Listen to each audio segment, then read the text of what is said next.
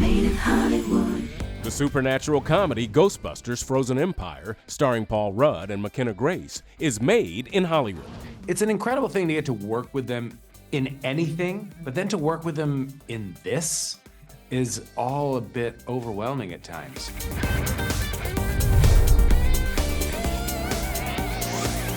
Made in Hollywood. Also on today's show, Sydney Sweeney's new home holds a dark secret in the horror thriller Immaculate. I love that you can just push the boundaries, like there's no rules to the world, and I think that that's just really fun to play with. Plus, Sir Anthony Hopkins and Helena Bonham Carter star in the biographical drama One Life.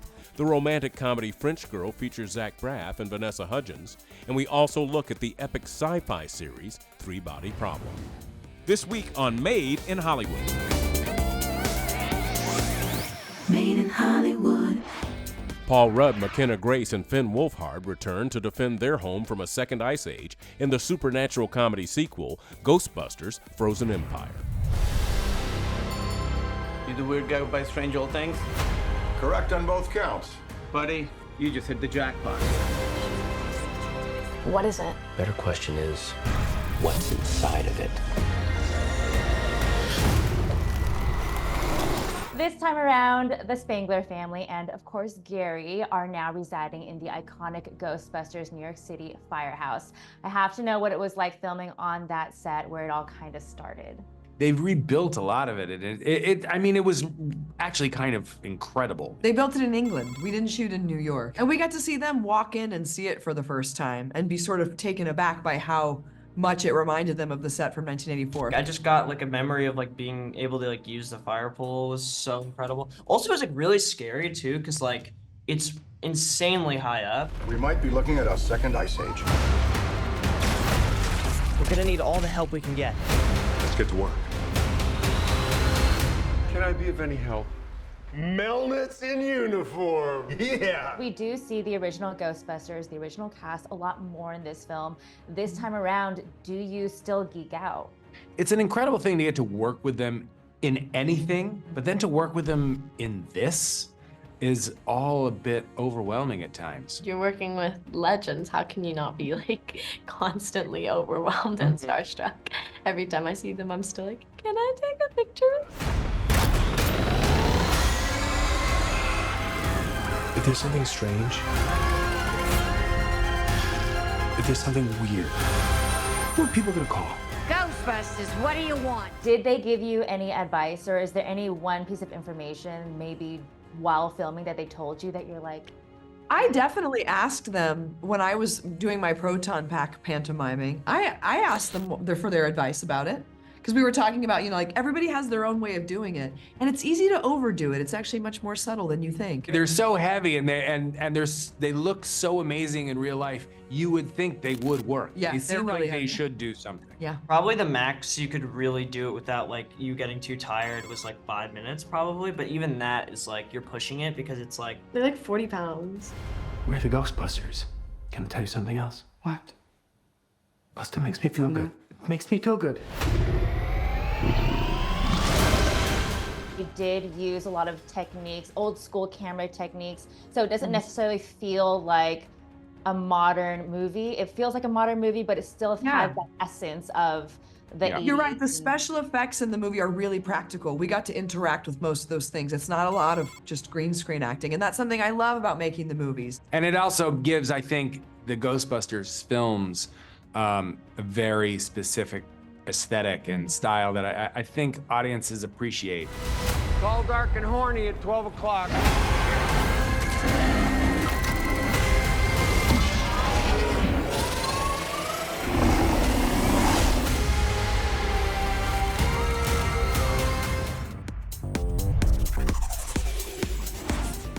An American nun discovers a terrifying secret hidden inside the tranquil walls of a remote Italian convent as Sydney Sweeney stars in the horror thriller Immaculate. In the name of the Father, and the Son, and the Holy Spirit. Amen.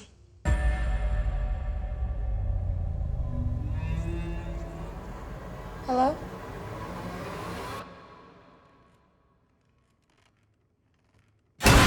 I was so enthralled with the character's journey. She was such an unexpected final girl almost, where you don't know what's going to happen. It's unexpected turn, she's scared, she's quiet, and then she finds this inner strength that just, she completely loses it. And it's so fun as an actor. So seeing a character in a horror genre be able to have such a cool arc, I was really intrigued by it. I know God saved me for a reason, but I guess I'm still searching for what that reason is.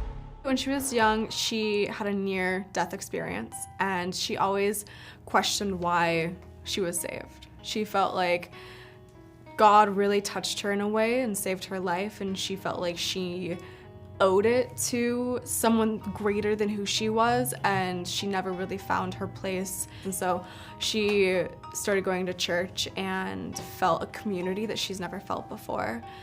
And it grew into something greater than herself, and so she wanted to serve God in a more impactful, meaningful way. Out of all the women in the world, why did he choose me? How can we trust what's inside you? I was so excited, and I was on such an adrenaline rush of just being a part of this project in such a big way that I didn't want the day to end. I hated when we called wrap. I wanted to be there just helping and doing anything that I possibly could. I love the horror genre. I love that you can just push the boundaries. Like, there's no rules to the world, and I think that that's just really fun to play with, cinematically, character-wise, storytelling-wise, and I think it's a lot of fun.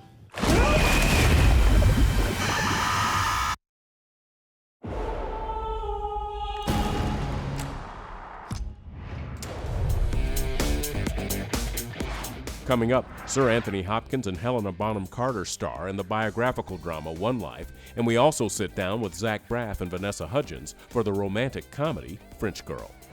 To find out where to watch any movie, check out Moviephone.com. Find it, watch it. I feel always very much at home in the past. You know, I've spent so much of my career in the past, but I've always just generally been fascinated by history. Made in Hollywood.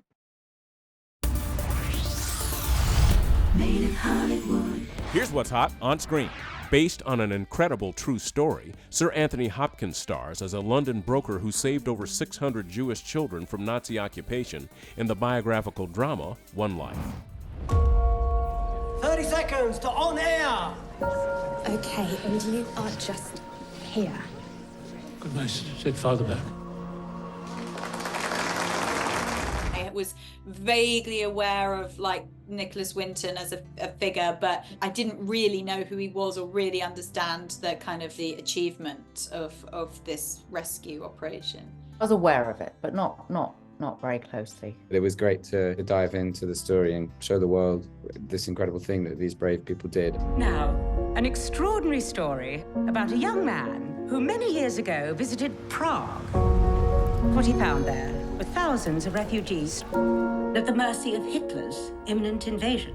It's an ordinary guy, by his own description, who finds people in trouble and decides he has to be the person to try and do something about it.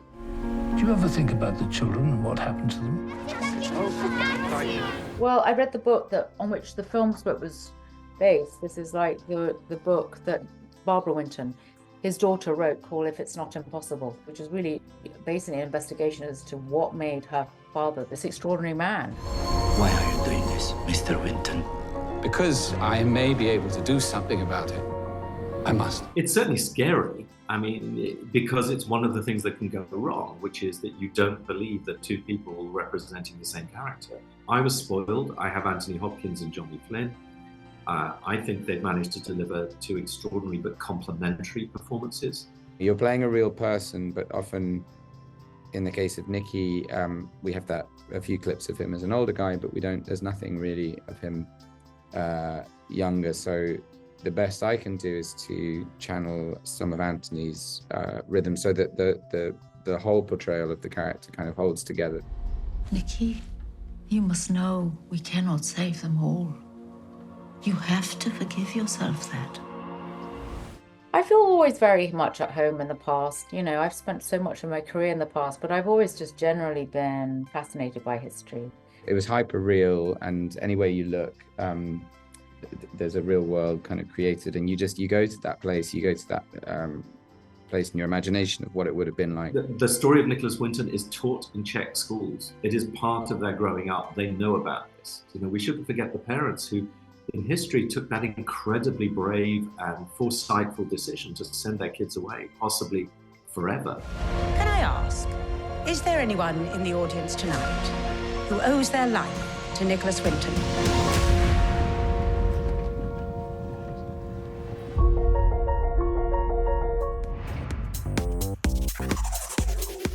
Now on digital.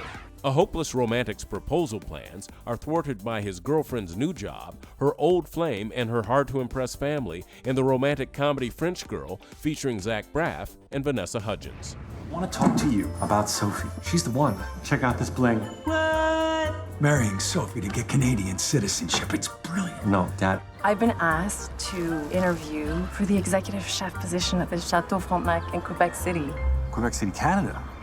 A little further north. You read a lot of scripts. Sometimes you kind of go, maybe this could be funny. I don't know. I suppose if they changed this and it was this, there was just nothing to do to the script. It was so complete and funny, and it had heart. It had an interesting take on the love triangle. You know, one thing I really love about the script, A, it was hilarious, but B, the women in it are very empowered. They're go-getters. They're very focused and very driven, which is always really beautiful to see on screen. I love that it was a love letter to French-Canadian women and French-Canadian families. It represented what I love about my culture with so much love and so much spark, and I wanted to be a part of that. And look at this place. 400 years of history. Tout le monde, je présente mon chum, Gordon. They're from New York. You're a Rangers fan? Oh, I actually don't follow hockey. I think everyone can relate to you're dating someone, you like them, and you want to impress their family, and you put your foot in your mouth, or things go wrong. And obviously, this is the ultimate heightened comedy version of that. So you're the famous Ruby Collins. And you must be Gordon. I've never got your family name. I think that's the thing that keeps it engaging, is if we spilled it all out to you right away, you would jump to your own conclusions and not give the story a chance. We want to take you on the ride, take you on the journey, give you the conflict, and allow you to make your own opinion over how you feel about these people. Yeah, she told me she'd been with women before, but this is her ex. Good work. She lied to you. She didn't lie. She was protecting my feelings. There was this really sort of warm-hearted sort of meta feeling of I can put so much of myself in the character, and that vibration from the city I can pour back out into the movie. We shot both in Quebec City and Montreal, and they just couldn't be more beautiful. They're the most European cities, I think, in North America that I've visited. They're just so picturesque. Hopefully the movie will also be good for the tourist industry for Quebec City. At this point, you probably all think I killed Mammy. I didn't kill Mammy. I didn't kill Mammy. To find out where to watch any movie, check out Moviephone.com. Find it, watch it. Up next, the epic sci-fi series Three Body Problem features Benedict Wong and Liam Cunningham. We did get the blessing of Sershin, the author, that he knew that this was going to be and inspired from the books because they were telling a global story. Made in Hollywood. Made in Hollywood. Now available on your home screen. A group of brilliant scientists team up with an unorthodox detective to confront the greatest threat humanity has ever faced in the epic sci-fi series Three Body Problem. I have to tell you something. Something insane, but true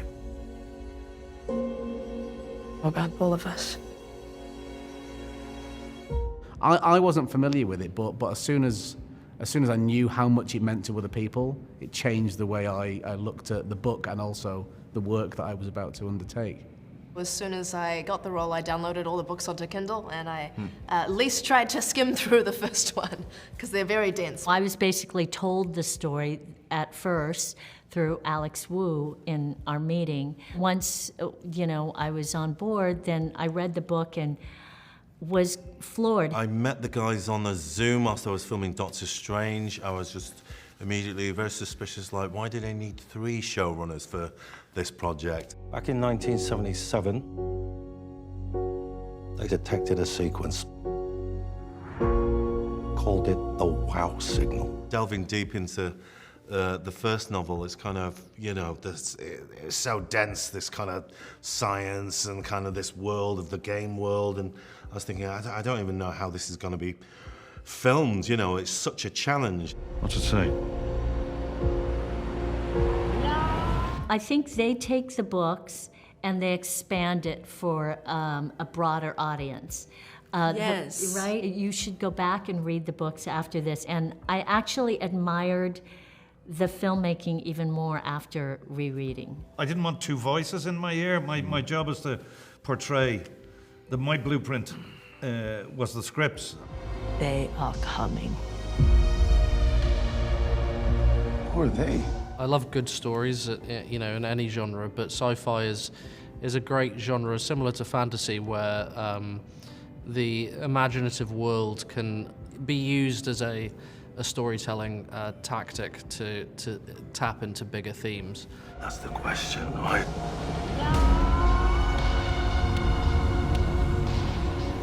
The room we were in was very high-tech. It wasn't that volume that I used like the Mandalorian, that sort of semicircular LCD wall. It was a very particular lighting kind of setup on an enormous level. There was minimal kind of sets.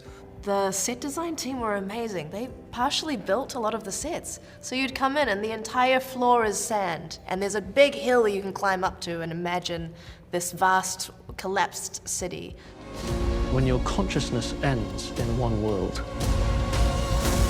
it could continue to exist in many other worlds. If we were to ever experience something like this in real life, which is a terrifying idea, I think that it would take the entire human race to come together to be able to try to defend ourselves. We did get the blessing of Sershin, the author, that he knew that this was going to be and inspired from the books because they were telling a global story. It's slightly mad, but at the same time, beautiful. Yeah, fascinating to watch. How will you be remembered?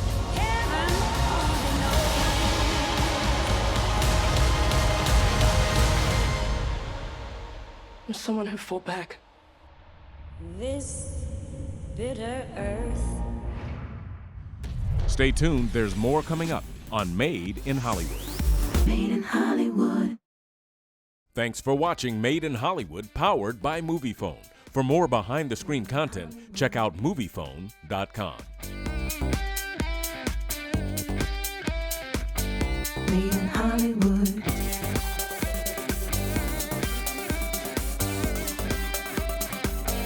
Made in Hollywood.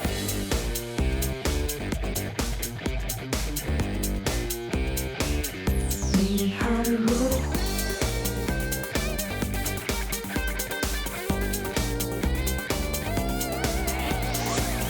Made in Hollywood.